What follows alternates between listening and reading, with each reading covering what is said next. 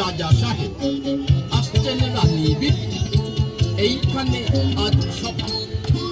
এই নাও ভুই কুমড়োর ডাল একটা করে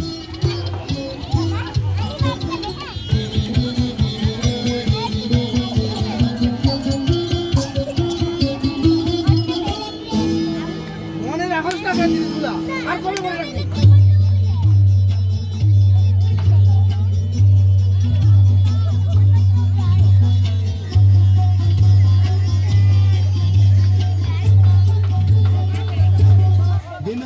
তাকেই আমরা চালাই কিন্তু